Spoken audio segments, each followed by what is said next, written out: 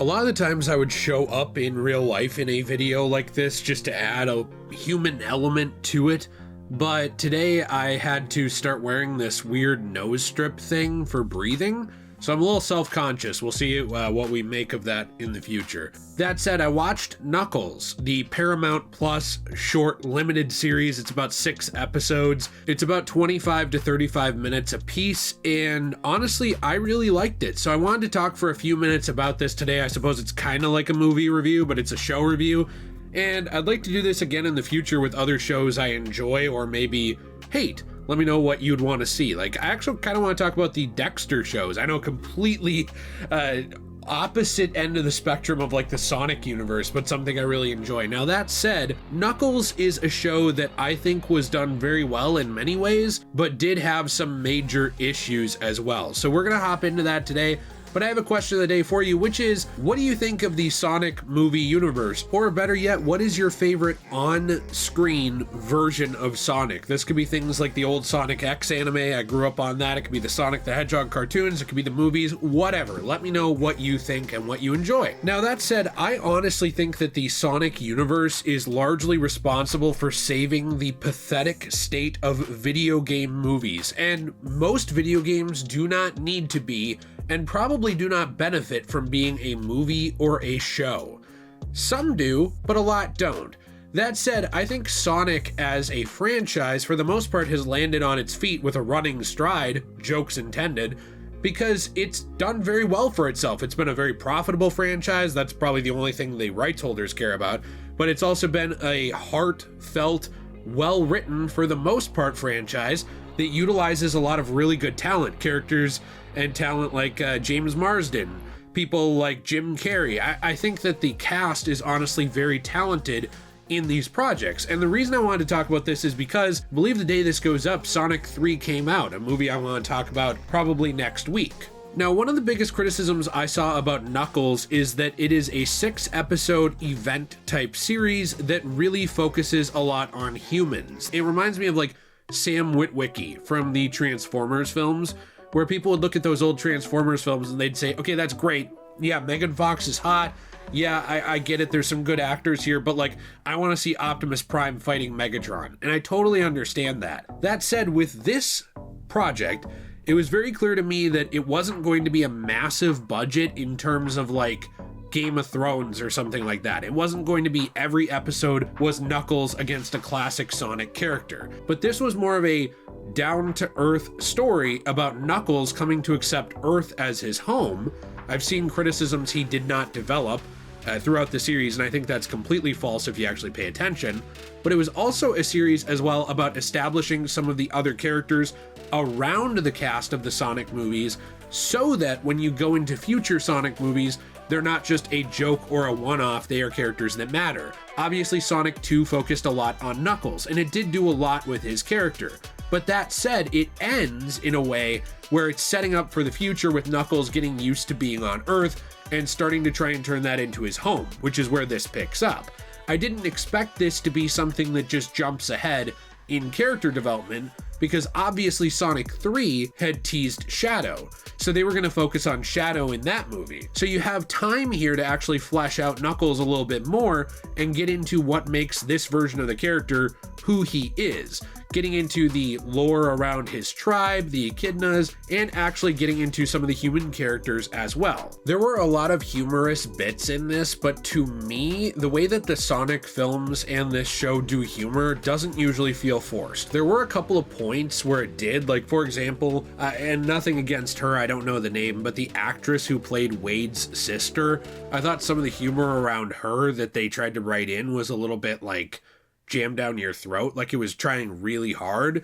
But a lot of the other humor I thought was very heartfelt and fun. And even with that relationship, I thought by the end of the series it was well written. It was just the first episode she was in. It felt like the show was taking a detour. Now that said, in that episode, it also has some of my favorite moments where they kind of compare Knuckles' heritage to being Jewish. I thought, and it sounds crazy, but it's actually kind of funny, where they compare his wandering in the desert to the wandering in the desert of the Jewish people during Exodus and following basically the path out of Egypt, where God leads them out of Egypt in the Bible. And it was kind of comparing Knuckles' struggle with the struggles that this family had gone through. And I thought it was interesting because it was something where I think Knuckles was starting to realize that just because people on Earth hadn't necessarily fought massive monsters, it didn't mean that they hadn't gone through struggles. So there was this development throughout the show that I thought was actually very well written, where it was like kind of taking the armor off of Knuckles a little bit to show him that there were different types of fights. And when it comes to fights, something I really did like was the way that they handle the fights in this show. I can tell that there's a budget here, and probably a big criticism I would have is certain episodes, you could tell when the budget on the CGI went down a bit. Maybe Knuckles would look worse at certain points, or there would be a little more focus on humans, and I think that's a fair critique. But I do like how they handle the fights here, where they really do feel like they belong in a Sonic movie. It's just they're often a little quicker so that they don't spend $100 million on a fight scene, right? They're trying to actually progress the story. Now, in terms of the story, I do like how it comes full circle. This whole show starts in a bowling alley, and if you pay attention, it ends in a different bowling alley. So there is some narrative, I would say, cycles here where they actually do tie back full circle to the story they started. But that said, I also really didn't think that the villains of this show were very good. Now, this is something that obviously in the previous two movies before Sonic 3, it was mainly Jim Carrey's Ivo Robotnik. It was mainly Eggman, right? And in the second movie, Knuckles actually served as a secondary antagonist. Now, that said, there are about 4 villains I can think of that appear in this show. I could only name one of them for you off the top of my head. There are 2 gun agents who leave the agency essentially to try and make a profit by turning in Knuckles because they don't like these aliens that are on their planet. I don't know either of their names off the top of my head, and I did watch the full show. It's not that I wasn't paying attention, they just were not memorable. There is a evil genius scientist, robot creator who used to work with Robotnik. I couldn't tell you his name off the top of my head. And then there is, of course, Wade Whipple's father, which I think was probably the only good villain in this show, and I was surprised that they wrote him the way they did. With the previous villains, you just have 2 gun agents, they just show up, they're supposed to be kind of slapstick comedy, but they are a threat. You, of course, have the evil genius, robot maker guy, and he matters in the final fight, but not much else.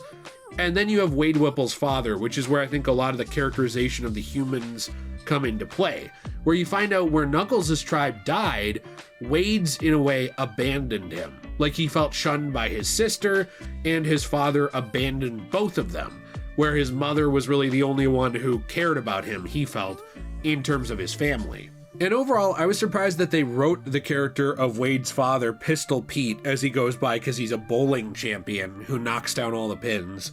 I was surprised that they wrote him in a way that was irredeemable. It kind of went back and forth for me where I was wondering, okay, is this guy going to be redeemed? Like, yeah, he was a piece of crap who abandoned his son, but like, is he going to try and make his way back from that? And I think it's interesting to see that they made just an irredeemable villain in this. I know that a lot of times people criticize that kind of thing now, where they say, well, no, evil is not black and white. It's not so simple. You know, the Thanoses of the world are praised because you can see where they're coming from. You can see why they do the things they do. And even if you disagree with them, you can kind of go like, oh, well, there's a logic here. When it comes to Wade Whipple's father, Pistol Pete, he's just a dick. Like, he's just a piece of garbage who abandoned his son for fame, and that's really all it is. It sounds simple, but the way that the show plays it back and forth makes you wonder, is there more to this? Is this character actually going to, redeem himself? What's going on here? And I think that they were able to tackle these themes and this topic in a, I don't want to say cartoon, because it's a live action mixed show, but in a show that I would say is probably aimed largely at like all audiences. This is not rated R. This is not anything super adult. It can be enjoyed by adults. I'm an adult. I like it, but it's not aimed at like a very old audience. And so I thought that they were going to go kind of like a generic, we have to redeem this guy, there was a secret reason he left, he was actually looking out for Wade and all this. No, really, it's just he's an irredeemable bastard. And I thought that was a very interesting way to play this because it ties into that human element, it ties into Knuckles' character, his tribe being kind of the opposite, where he was left alone because of tragedy, but Wade was left alone because of his father just being a dick. I thought that was very interesting. Overall, I really enjoyed this show. I thought it was a lot of fun. Some episodes were definitely stronger than others, but the charm of the show and its art direction shines through the entire thing. It's bright colors, the intro is animated, you know, kind of going through like this CD case, which plays later on into the story elements themselves. I thought it was just for, you know, fun, but it's actually tying into the story. And I do think that the human elements and the animal elements of characters like Knuckles tie together very well. If I had some criticisms of this show, it would be that for this show, the villains are awful overall, except for one of them, and that villain doesn't participate in any fights. So that's just a human villain. The rest kind of are terrible. Not the acting, but the writing behind them. Even though this is not the Sonic, Tails, and Knuckles show, it would have been nice if they had cameoed a little bit more, done something in the show. They're really just in the first episode for less than 5 minutes, it feels like, and then they're pretty much gone. So that's something that I wish had happened. James Marsden's character, the Donut Lord, is nowhere to be seen. I would have said that was a budget thing because, you know, he's one of the higher tier actors in terms of pay probably in these movies, but you're still able to get Idris Elba, who is obviously a very high caliber actor, to voice Knuckles, so I don't really think that's the issue. And I also think as well that as a closing note, the marketing around this show I didn't feel like was the best in terms of like getting people to watch it. I have no idea how it did. It might have been the best watched show in TV history, but when they were promoting this, I never really saw anything about it way back. And when it came out on home video, I never saw anything about it. It wasn't really marketed, to my knowledge, very well in those terms. I ended up picking up a Blu-ray Steelbook, so I now have a matching set of Sonic 1, 2, and then Knuckles. So I really enjoyed that, and that's how I watched it, because I don't have Paramount Plus. I give them props for still distributing the show outside of that streaming service, but I do wish that more people were aware of this show. It seems to me like a lot of people just talk about the Sonic movies, and people I was talking to in real life who liked those movies did not even know this show existed at all until I told them, which I think, to me, it's anecdotal, but it's a bit telling. So anyways, let me know what you think in the comments down below. What are your thoughts on the Sonic movies? What are your thoughts on Knuckles as a show? If you watched it, do you want to watch it? I tried to avoid major spoilers. There's like one thing I talked about, I guess, kind of, which is Wade's father, but it's very important to reviewing the story. I like it. Villains, not the best. Budget, up and down, but overall, I'm happy with it. Maybe if we do another mini-series at some point, it would be cool to see it focus a little bit more on these characters. I actually saw Idris Elba and Keanu Reeves wanted to see a mini-series about Knuckles and Shadow in a way together. So that would be cool. But anyway, let me know what you think in the comments down below. If you enjoyed this video, leave a like, subscribe. And also, we do have ways to support our channel, like a Fortnite code, DJAY123. And of course, we have our store, CosmoBunny.shop. You can use code DJAY123 for 10% off your first purchase. Coasters, keychains, trays, and more. You're looking at these, you're thinking, what, these guys print pictures of characters that they don't own and they put them in resin with that? What is wrong with these people? Actually, what we do is we take paper that is from damaged comics, damaged manga, damaged magazines, things that are unable to be sold by our local stores. Often they're going to landfills, they're being thrown out. We turn them into something fun for your home. New transformative art. My wife Jill puts tons of love into that, and speaking of her, she has her own channel where she focuses a lot on anime and gaming she enjoys. Down in the comments and the description, Magical Jill, and I'm over there too. So I hope you have a fantastic day, and as always everyone, stay shui.